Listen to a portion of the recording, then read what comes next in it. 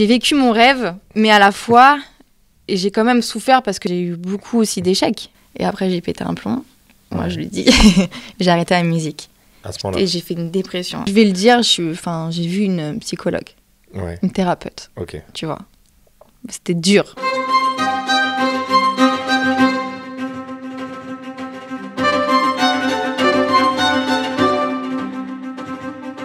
Léa Zélia. Oui, bonjour, c'est moi. Salut, bienvenue, enchanté. Alors Léa est un petit peu stressée, c'est je crois ton premier podcast, hein. Ouais. C'est pour ça. Je suis trop stressée, mais je sais que ça va bien se passer parce que tu vas me mettre à l'aise, n'est-ce pas? Évidemment, on va essayer. Hein. Et là, t'as le diable. Merci en tout cas de m'inviter. Bah, avec grand plaisir, j'étais ravi de te découvrir. Moi, je suis très contente parce que je vais pouvoir aussi raconter un peu qui je suis, ce que j'ai vécu, parce que je ne suis pas arrivée comme ça par magie. Donc, let's go. T'es chanteuse, t'es interprète, oui, t'es danseuse. T'as fait pas mal de choses dans le milieu artistique. Aujourd'hui, t'as un son qui tourne qu'on peut découvrir à la radio, qui s'appelle Pultime. Oui, c'est ça. Donc avec Adriano. Oui, et dans Maya. Voilà, donc on peut l'écouter aujourd'hui. On est quoi? Partout. On est en octobre 2024. Depuis quand d'ailleurs il passe à la radio? Alors depuis juillet. D'accord. Donc il passe sur Énergie, sur Fun Radio, sur Radio Star, Voltage. C'est incroyable, c'est un truc de fou. Et en plus, il passe 12 fois par jour. 12 fois par jour. Ouais, donc au début, c'était 4 fois, après 6 fois, après 8 fois, 10 fois, 12 fois. J'étais là, tout l'été. Est-ce que c'est une consécration pour toi? Ouais. Je suis vraiment fière. Et parce que je reviens de loin. Donc je pense qu'on va en parler justement un peu de mon parcours. Bien sûr. Mais je suis fière.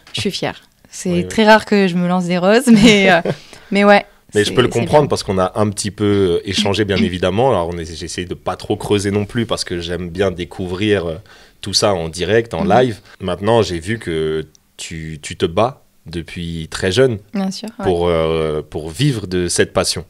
On est d'accord? C'est exactement ça. C'est là que je me dis, très bien, ça connecte totalement avec l'émission qui parle donc d'ikigai, de trouver sa voie et de vivre de sa passion.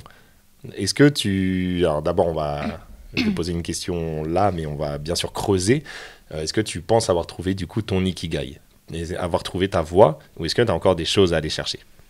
J'ai encore des choses à aller chercher. Je pense que pour nous tous, on a tous un challenge, parce qu'on peut réussir ça, mais par exemple, moi je sais que c'est pas fini. J'ai fait Pultime qui fonctionne, mais à côté, j'ai encore la suite, et après, il faut que je travaille, que c'est un chemin. Ouais, le chemin est long. Voilà. C'est intéressant ce que tu dis, parce que bien sûr. Beaucoup pourraient se dire c'est bon, consécration, mon son est à la radio. C'est jamais fini. Sauf que voilà, si tu t'arrêtes là, tu te relâches. C'est une chute après, il n'y a plus rien. Merci, au revoir. Tout dépend ce que tu veux faire. Exactement. Ton objectif. Écoute, on va parler quand même de ton parcours pour que nos auditeurs comprennent qui tu es, d'où tu viens. Ouais. On va pas dire l'âge parce que ça se demande pas, mais tu es de ma génération. Tu es complètement de ma génération. On est nés à la même époque et on a grandi avec les mêmes artistes. Donc déjà, nous, on va se comprendre un petit peu. Ouais. Donc je sais que tu es né à Toulon. Exact. Et j'ai vécu à Bandol jusqu'à mes 17 ans, 17-18 ans. Et je suis venue sur Paris. Donc, je disais à mes parents, voilà, je vais être dans la musique, je vais être chanteuse. Ouais. J'ai eu de la chance parce que mes parents m'ont toujours soutenue. Ils m'ont dit, et un diplôme quand même. Et let's go, si c'est ta passion, vas-y. Donc, je suis rentrée dans une école de musique pour vraiment me performer dans tout ce qui est solfège, même l'expression scénique, la danse et cours de chant, bien évidemment. Et donc, j'ai fait ça pendant 1 an. Et après, je me suis dit, bon, let's go, on va faire une audition parce que je voulais faire de la scène. Ça, pour moi, c'est une évidence. Quand je suis sur scène, je suis trop bien. D'accord. Alors, je suis quelqu'un d'autre. Je m'en fous des gens. C'est marrant parce que quand je suis dans la vraie vie, c'est vrai que j'ai toujours un peu... je suis timide. Ouais. Donc, j'ai toujours peur de regarder les gens. Mais quand je suis sur scène, je m'en fous. Tu te dévoiles. Ah ouais, carrément. Ok. Et comment t'as ressenti ça? Enfin, comment t'as su la première fois que c'était la scène qui t'a porté? C'est la scène. Donc, j'ai passé une audition pour Clara Morgan. Pour Clara Morgan. J'étais sa choriste pendant 1 an et demi. Okay. On a fait un bon mois de répétition. Et après, on est parti en tournée un peu partout. J'ai fait la radio. Et quand je suis allée sur scène, c'est l'adrénaline. J'étais en mode... j'étais trop stressée, mais excitée à la fois. Et quand j'étais sur scène, j'ai dit, OK, je suis en train de vivre. OK. Ouais, c'est la liberté, tu vis, T'as ressenti à travers le spectacle qui était celui de Clara Morgan, mais ça te permettait de ressentir et de voir ce que ça faisait. Exactement. Ouais. Et à ce moment-là, tu t'es dit, moi aussi, je vais avoir ma place sur scène et être mis en avant. Ok. Mais avec Clara Morgan, du coup, tu étais choriste, donc c'est quoi, tu lui faisais ses... Alors, je faisais tous ses chœurs sur scène, comme dans ses albums. Je faisais la voix lead. Et après, on avait un show. Donc, il y avait... Au début, on était 2 choristes et on dansait en même temps. Et après, donc, pour faire vraiment un plus gros show, il y avait 4 choristes et on dansait toutes les 4. Et donc, c'est là où on faisait vraiment les tournées, les grosses tournées, même à l'étranger. Et voilà. Donc ça, c'était vraiment ta première expérience du coup de la scène. C'est ça, parce qu'en plus de ça, d'être choriste, c'est... faut vraiment, en fait, aider l'artiste. Ça veut dire que l'artiste, quand il est sur scène, il fait son taf, mais comme il se repose sur nous. Parce que s'il y a un problème, il faut quand même continuer. C'est ça. S'il y a un problème de lumière, il ne faut pas montrer que qu'est-ce qu'on fait ? Alors on doit suivre l'artiste. Ah non. On est là pour justement protéger l'artiste. Ouais, c'est un sacré apprentissage. Ouais. Mais attends, parce que toi, tu m'as dit que quand tu étais jeune, du coup, toi, tu faisais du chant lyrique, etc. Oui. Donc, déjà, ça vient de plus jeune. Et que tu es monté sur Paris vraiment pour vivre de ça, tu recherchais ça. C'est pour ça que tu es partie de Toulon. C'est ça. J'ai commencé par la danse classique à l'âge de 4 ans. Donc, je n'étais pas du tout dans le chant. Après, mes parents, ils écoutaient beaucoup de musique comme Lorraine, NTM. Voilà, c'était assez varié, même Francis Cabrel. Et j'étais déjà dans la danse classique, je faisais des concours. Après, j'ai eu ce côté nature. Donc, j'aimais faire l'équitation. J'ai fait des concours. Mais bon, c'est vrai que quand tu fais des concours de danse, tu peux pas faire non plus du cheval parce que il faut faire attention à son poids. Tu vois, c'est très strict. Donc j'ai dit, allez, c'est bon, j'arrête la danse. Voilà, je me mets à l'équitation. Et après, au fur et à mesure, j'aimais chanter. Et j'ai commencé par le lyrique. Je me suis dit, pourquoi pas, on va essayer de faire un cours de chant. Et c'est vrai que mon professeur, il me disait, t'as une belle voix, tu peux en faire ton métier. Waouh. Ouais, c'est vrai. Là, ça t'a mis la graine déjà. Ça m'a mis la graine, mais c'est vrai qu'au fur et à mesure, je me suis recherchée et j'ai aimé l'urbain. Parce que j'écoutais beaucoup Alicia Keys, vraiment le hip-hop. Ouais. Et j'ai dit à mon professeur le pop. Et j'ai dit, je préfère faire la variété. Et la technique lyrique, c'est ce que je disais, la technique lyrique et variété, c'est différent. Donc, je me suis plus focus sur la variété. Sur la variété, ouais. D'accord. Et du coup, t'as appris la variété, Après, j'ai pris des cours de chant pendant 2 ans dans le sud. Ok. Et c'est là où, après, j'ai passé une audition pour entrer dans une école de musique à Paris. D'accord. Voilà. Donc, c'est comme ça, la transition. C'est comme ça, ouais. Donc, déjà, avec plein d'ambition, toujours. À l'école, j'étais là à faire la tour Eiffel. J'écoutais pas en cours. Ah, mais tu vois, ça, c'est le pouvoir de visualisation aussi. Hein. Mais c'est fou, hein. C'est vrai. Hein. J'étais en mode, je sais que j'irai à Paris. Ok. Et on m'a toujours dit, tu vas rester 1 an à Paris. Ah ouais? Ça fait 17 ans. Et je leur dis, 1 an. 1 an, voilà. Ouais. Je pense que c'est la détermination aussi. Quand tu veux quelque chose, tu y vas. Peu importe. Le moyen, tu vas y arriver. Ouais, je suis allée sur Paris. C'était très dur, attention. Hein. C'était pas en mode, tout va bien. Non, il faut que tu fasses des amis, que tu rencontres des gens. Paris, c'est une autre mentalité aussi. Ouais. C'est la jungle. Il faut se battre. Et quand t'es jeune, moi, mes parents, ils n'étaient pas forcément derrière moi.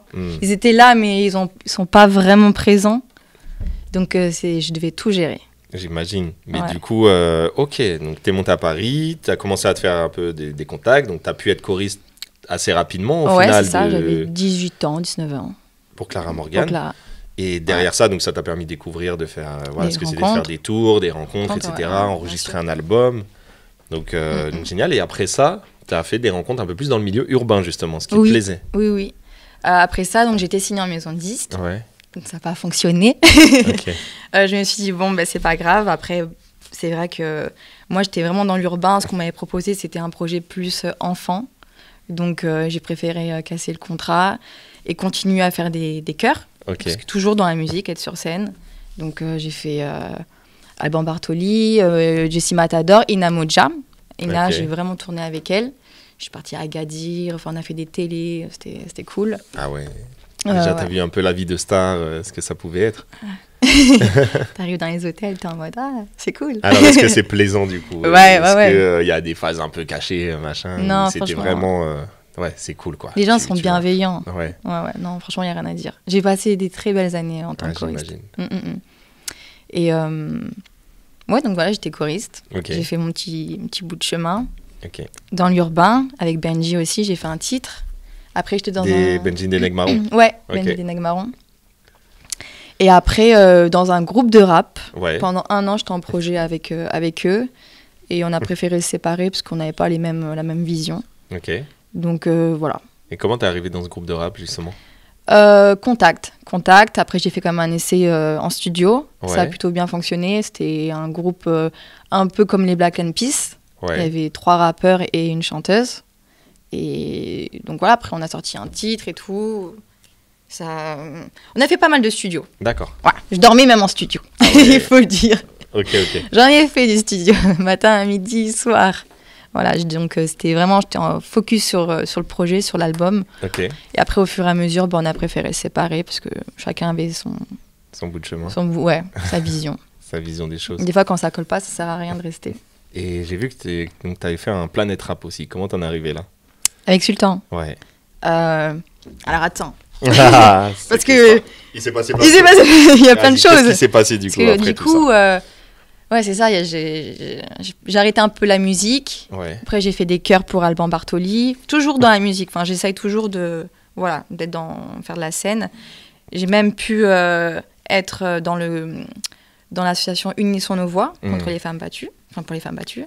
Ça, c'était un projet qui me touchait vraiment, donc j'ai accepté. Et après, donc contact, toujours pareil. Sultan, il cherchait une fille pour faire un feat. Et j'ai fait un essai et ça a bien collé. En fait, j'ai posé sur un titre. Le titre n'a pas été pris pour le projet. Et il m'a proposé un autre titre et du coup, elle était dans... Le titre, c'est... je me rappelle plus. T'as oublié le nom. Pardon, Sultan. Mais il est dans Condamné à régner, son album. Voilà. C'est ça. T'as quand même mis un titre avec lui. Il m'a tué. Je m'avais plus du titre. T'étais fière, c'est une belle fierté à l'époque. En plus j'ai fait Planet Rap. Wow. J'étais stressée, j'étais comme Tu m'étonnes. Mais c'est une bonne expérience. En plus, Fred, il est super cool. Donc, non, c'est sympa. Donc, en fait, là, tu commençais vraiment à vivre ton rêve. À vivre mon rêve. Voilà, il se passait des choses, tout s'accumulait un peu. Tout. J'ai vécu mon rêve, mais à la fois... Et j'ai quand même souffert parce que j'ai eu beaucoup aussi d'échecs, faut le dire. C'est pas comme ça où tout était bon. J'ai fait beaucoup de projets qui sont pas sortis. C'est du travail, faut pas croire. Hein. Quand on écoute une chanson, faut pas dire la personne elle a posé 10 minutes. Ça a l'air facile comme ça. Tu te dis t'as sorti un son, non, c'est du boulot. C'est beaucoup de travail, beaucoup d'énergie.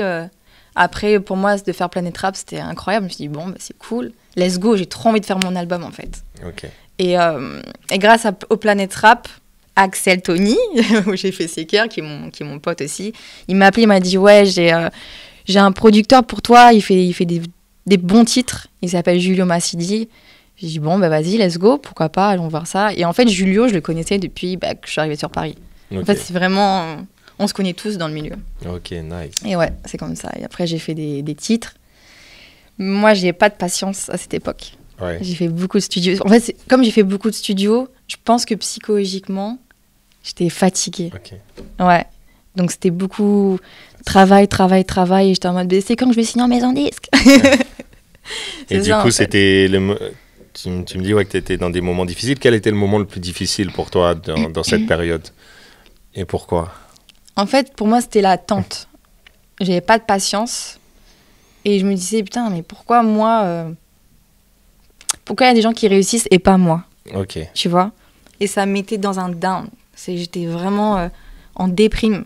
Et des fois, quand on est trop en déprime, quand on voit trop noir les choses, on attire le négatif. Exact. Donc tous les jours, j'étais dans le stress. Alors c'est quand?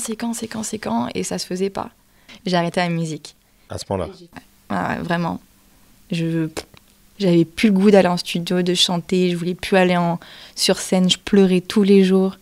Et après, à côté, j'avais un travail, donc j'allais au travail, mais c'était dur. Et tu faisais quoi à côté comme travail?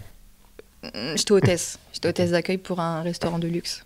D'accord. Donc ça va, je voyais des stars comme Rihanna et Kanye West et tout. Ouais, ça te maintenait un peu dans ouais, c'est vrai, cet univers toujours, au final. Toujours dans lui. J'aime bien, de toute façon, c'est moi. Hein. Je suis ouais. toujours dans l'artistique, ça changera pas. Mais en parallèle, t'étais dans un down, tu te dis non, au final, est-ce que c'est peut-être pas fait pour moi, c'est ça? Exactement, c'était long en fait. La réalité, le mur que tu t'es pris à un moment, quoi. Mais c'est ça, parce qu'il faut se dire que je suis arrivée à 17 ans jusqu'à mes 28 ans. J'avais des opportunités, mais ça se faisait pas. Et je me suis dit, ouais, j'arrête tout. J'ai tout bloqué, tous les gens, je parlais plus avec personne. Ouais. Là, tu t'es dit, je mets ce rêve... C'est fini, de côté. À la trappe. À la trappe. Et du coup, tu as réussi vraiment à dépasser ça, entre guillemets, à te dire, ouais, bon, allez, je passe vraiment à autre chose, ou vraiment ça te prenait au cœur à te dire, franchement, je vais le dire, j'ai vu une psychologue, une thérapeute, tu vois. C'était dur. Et après, j'ai réussi à lâcher prise. Et c'est de là, en fait, que Julio, il me rappelle. Parce qu'il y avait au fond de moi, quand même, je crois que c'était 3 ans après, je me suis dit, putain, j'ai trop envie de rechanter, hein. Ça me manque.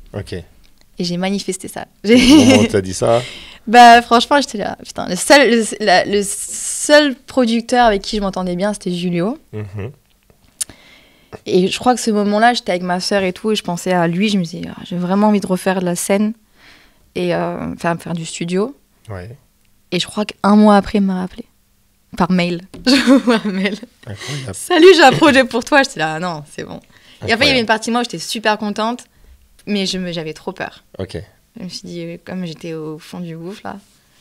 Donc, il m'a appelé, on s'est parlé, il m'a dit, ouais, j'ai un projet pour toi. D'accord. Et je me suis dit, ouais, mais non. Après, il m'a dit, franchement, qui ne tente rien à rien. J'étais là, bon.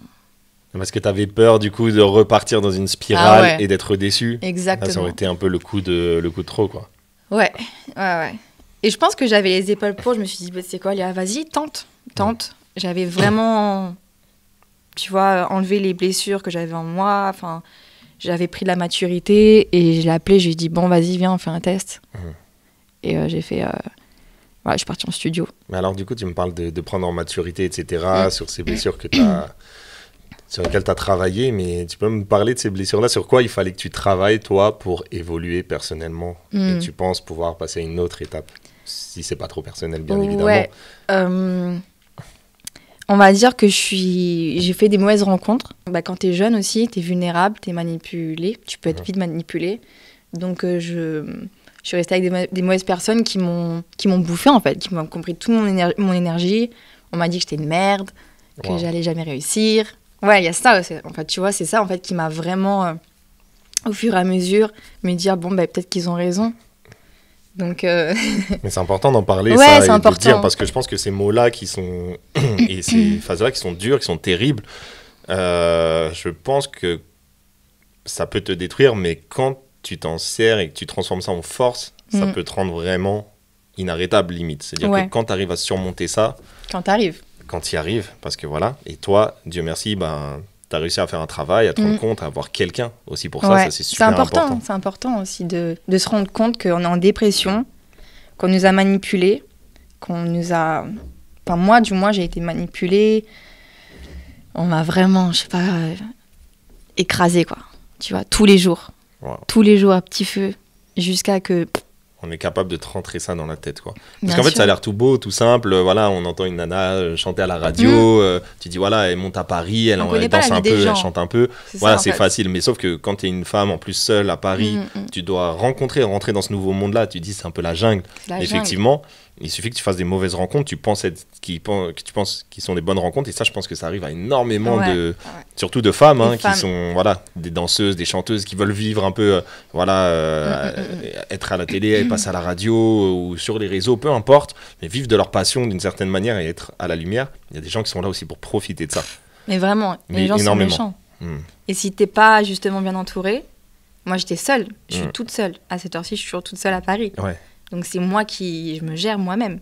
Après, j'ai des contacts, donc quand j'ai une galère, je les appelle. Maintenant, c'est bon, t'as su faire la part des choses entre les bons contacts et les mauvais contacts. On m'a vraiment... je trouve pas les mots parce que c'est...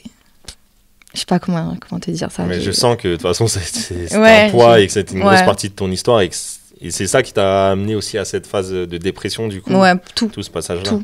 Bah, franchement, quand je suis allée sur Paris à quand j'ai arrêté la musique, donc j'ai eu des périodes super, waouh, c'est trop bien, je suis dans les hôtels, tu vois, parce que je suis en tournée et tout. Mais à côté, j'ai aussi des mauvaises personnes.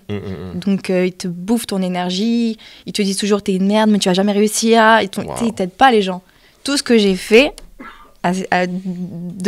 jusqu'à maintenant, c'est moi. Après, grâce à Dieu, j'ai Julio, parce que c'est quand même mon ami et c'est lui qui m'aide aussi pour la musique. Mais tout ce que j'ai fait, c'est moi et moi. Si tu crois pas en toi, personne va croire en toi et on peut te faire croire n'importe quoi. On peut te faire vraiment croire tout et n'importe quoi.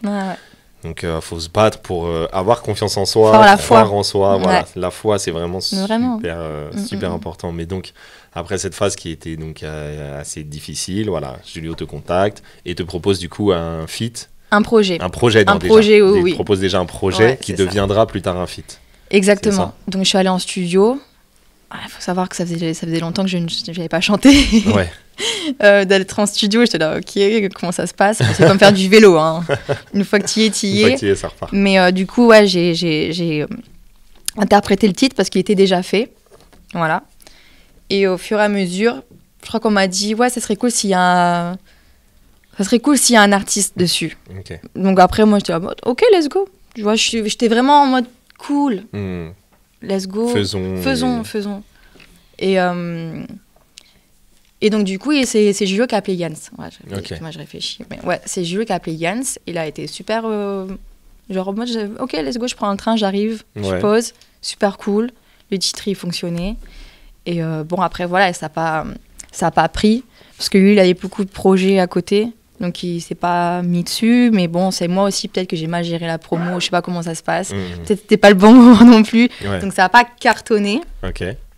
Je me suis dit, bon. Après, Warner m'a appelé, donc Parlophone, qui est mon label.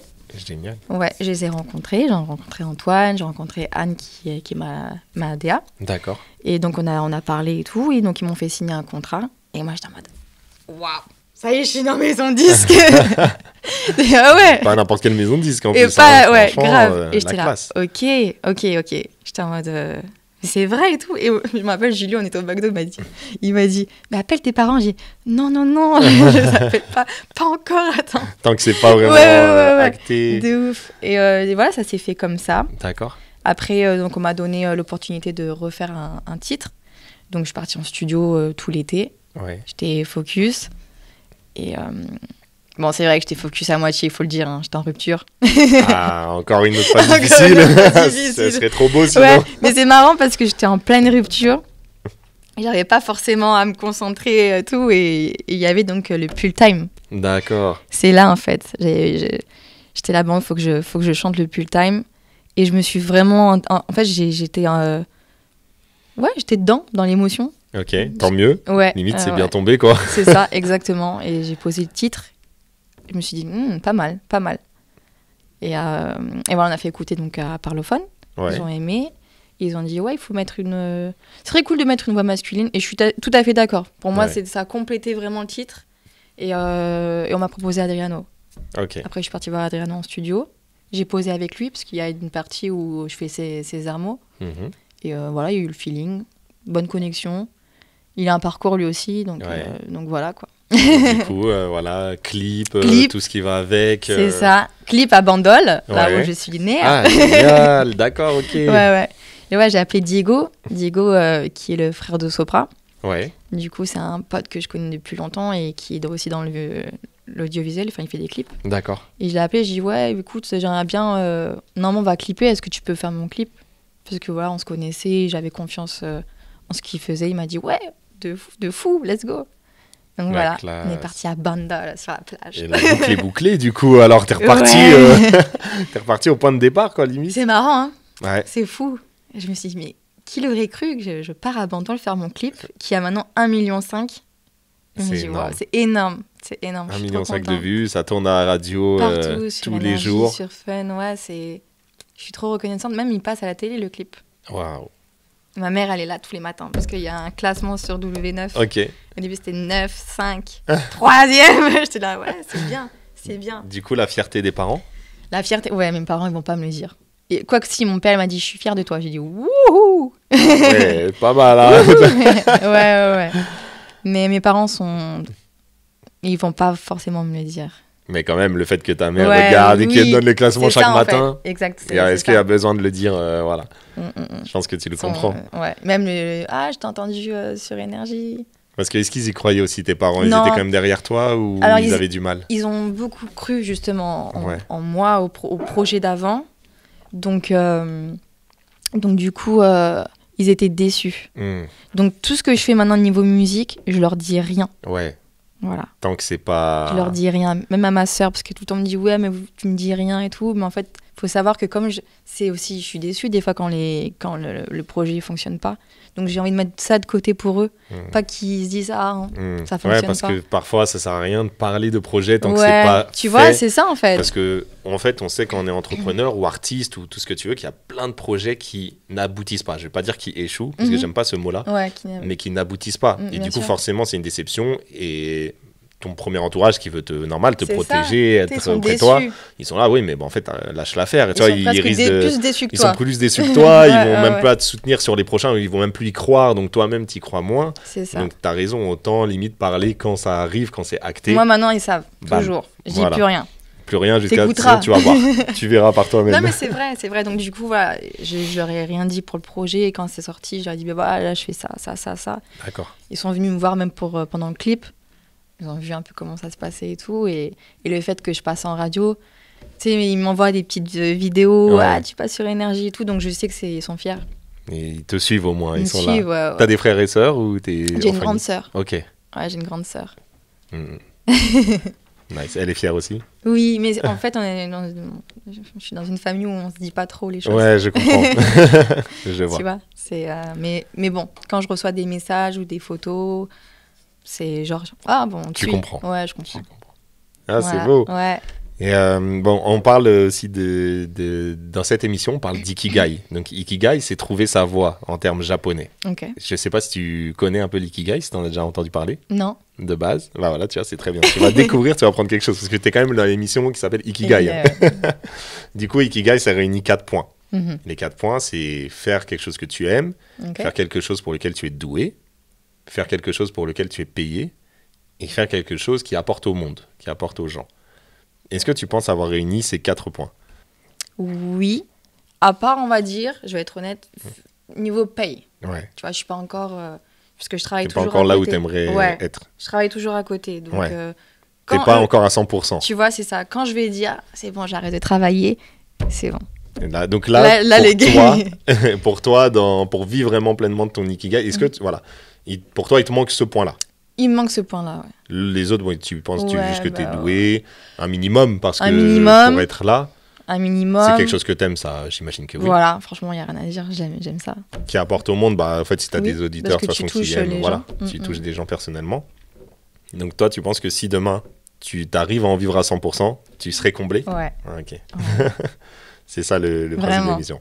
C'est de savoir que si tu réunis techniquement ces 4 points, tu es censé être entre guillemets comblé. Bien sûr, après, sans oublier que c'est pas une finalité, bien évidemment, comme tu disais, c'est toujours un chemin. Si tu t'arrêtes à cette finalité, voilà, tu sais que toi, il y a d'autres projets derrière. Mais alors, qu'est-ce qu'on peut te souhaiter pour derrière? Qu'est-ce que tu aimerais? Qu'est-ce que serait ton idéal? Comme ça, il y a Warner qui t'écoute à côté, ils vont savoir. C'est vrai que j'aimerais sortir mon prochain titre. D'accord. Qui cartonne, comme le Pull Time, encore plus même. Et pour pouvoir aussi faire mon EP, un album et faire la scène. C'est ça, moi, qui me manque. À cette heure-ci, c'est la scène. Ok. Tu vois? Parce que bon, c'est vrai que j'ai un titre, donc c'est compliqué de faire la scène. Les gens, ils se disent, c'est qui elle? Pourquoi on va aller la voir? Donc, il faut vraiment que je puisse qu'il y ait un projet. Avoir mon public. Alors, est-ce que tu le prépares, ce projet? Je les prépare. ouais, je les prépare. Depuis longtemps ou depuis peu, là? C'est vrai que depuis l'année dernière, je suis en studio. Ouais. Donc, j'enregistrais pas mal de titres. Mais tu sais, des fois, tu peux avoir 50 titres. Bien mais sûr. Tu vas choisir peut-être un dans la liste. Ou peut-être que tu vas réenregistrer un truc parce que tu prends aussi la maturité. Tu as une nouvelle histoire à raconter. Donc, c'est toujours c'est du travail. Hein. Donc là, je Je sais que j'ai 2 bons titres. Ouais. Après, c'est... Voilà. Donc c'est comme déjà un peu avancé. T'es pas que à la phrase, je réfléchis à l'écriture. Non. Là, c'est... Ok, je suis visionnaire. tu vois loin. Ouais, ça, je te souhaite. Je te souhaite de fou. Merci. Mais du coup, est-ce que tu peux donner un conseil? Qu'est-ce que tu conseillerais à, allez, je vais dire une jeune femme, parce que tu as un peu parlé aux femmes qui voudraient, comme toi, monter à Paris, vivre dans le domaine de l'artistique, peu importe lequel, vivre de sa passion, mais sans connaître personne, etc. Quel conseil tu donnerais, toi, Léa, aujourd'hui, à quelqu'un qui voudrait vivre de sa passion comme ça? Mon conseil, ça serait vraiment de suivre son instinct. Voilà. Il faut y aller jusqu'au bout. Parce qu'on ne sait jamais ce que l'avenir va nous réserver. Mais toujours avoir du recul. Okay. C'est ça, en fait. C'est être déterminé, savoir où tu veux aller, dans ce que tu veux faire, et être bien entouré. Voilà. Mais il ne faut pas lâcher. Il faut pas lâcher. Faut pas lâcher. Mais comme on disait, l'entourage et le contact, c'est quelque chose de très, très important. Ouais. Mais il faut s'écouter. Hein, parce que, par exemple, moi, je sais pas si tu connais la gymnaste Simone Biles. Non. C'est une grande gymnaste. D'accord. Et elle a arrêté les JO. Bon, je raconte ma vie, tu vois. Ouais. Mais elle a arrêté les JO. En plein JO, elle a arrêté. Parce que psychologiquement, elle n'allait pas bien. Ok. Donc, elle s'est arrêtée, je crois, pendant 1 ou 2 ans, même plus. Et là, elle a repris, elle a gagné toutes les médailles. Elle a su prendre du recul. Tu vois, c'est ça, en fait, qui est important. C'est qu'il faut vraiment s'écouter. Si on va pas bien, on arrête. Ça sert à rien de pousser. Alors oui, on dit ne jamais abandonner, certes. Mais quand on ne peut plus, on ne peut plus. Faut aussi prendre du recul, guérir. Savoir mettre pause. Exactement. Et après, ok, on peut retourner sur le terrain. Il y a une question que je pose à tous mes invités. Qu'est-ce que tu dirais à ton ancien toi?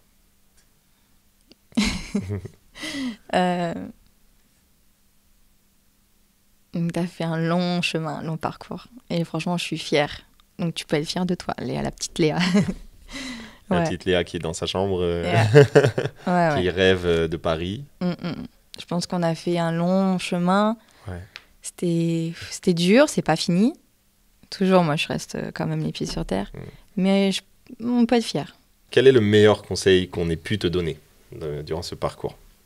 Ça peut être ton père, ça peut être un proche, ça peut être quelqu'un par rapport au travail. Moi, c'est Julio qui me dit toujours « Aie confiance en toi ». Parce que c'est vrai que j'ai pas confiance en moi. Par moments, des fois, j'ai confiance, des fois, non et tout. Mais lui, il me dit toujours « Aie confiance en toi ».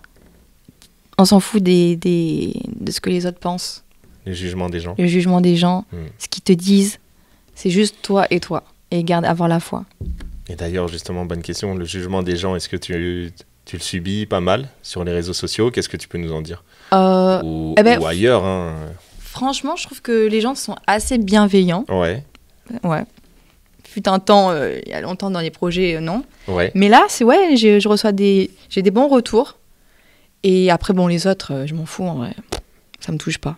T'as bien raison. Ouais, bah oui. Ça, c'est super important. Ces gens-là, ils sont sur Internet. Tu vois leur pseudonyme AA220. Je sais même pas qui c'est. Puis quand tu les vois, moi, ce que j'aime bien, par moment, on me dit d'arrêter. Mais quand on me dit quelque chose de mauvais, j'y réponds, mais je me fous un peu de leur... Ils m'envoient des messages en message privé. Ah, salut, ça va? Mais oui, mais ça, c'est juste chercher l'attention. C'est les gens, mais oui, c'est ça. Au final, c'est des gens qui t'aiment, mais qui essayent de te piquer. Un peu des psychopathes, mais... un petit peu ça, quoi. Mais voilà, quoi. Au final, c'est un peu ça. Non, il faut pas calculer les commentaires. Magnifique. Ouais. Est-ce qu'il y a quelque chose dont on n'a pas parlé, que tu aimerais souligner, parler par rapport à ton parcours, ton projet, ou des conseils que tu veux donner à telle personne? Après, je pense que j'ai tout dit. C'est ça, il faut vivre de son rêve. Moi, je continue de travailler. Ouais. À côté, je fonce dans la musique. Et let's go. Enfin, c'est comme ça. Vivre de son rêve, mais pour vivre de son rêve, faut bosser. Faut connaître certaines périodes difficiles. Faut échouer de temps en temps. Mais savoir rebondir, savoir prendre du recul. Je pense que c'est le résumé qu'on ferait aussi de ce podcast. Savoir se recentrer sur toi-même, prendre du recul. Si tu as besoin d'aide, demander de l'aide. Et après, rien pourra t'arrêter. C'est ça. Tu finiras chez Warner ou ailleurs. Magnifique, en tout cas, mille merci Léa. Merci à toi. On va mettre les réseaux sociaux où on peut te retrouver. Suivez-moi. T'es plus quoi? Tu m'as dit t'es plus TikTok qu'Instagram. Je suis plus TikTok, après je suis sur Instagram aussi, mais c'est vrai que je mets beaucoup de vidéos sur TikTok. Ok, bon, on va mettre aussi le lien YouTube du clip, plus le time. Tu nous fais un petit live ou pas, a cappella? Bébé, y'a plus le time. Je sais pas si c'est normal ce que je ressens pour toi. J'ai le cœur en freestyle, ton odeur en tête. Pourquoi faire semblant quand y'a que tu love? Bébé, y'a plus le time. Magnifique. On va finir chez Planète Rap ici. Merci beaucoup en tout cas. Merci de t'être confié et d'avoir partagé ton histoire. Et merci à Aurora Studio, Aurora Agency, Kevin, Dani, aussi Greg qui est de la partie. Merci à Nina.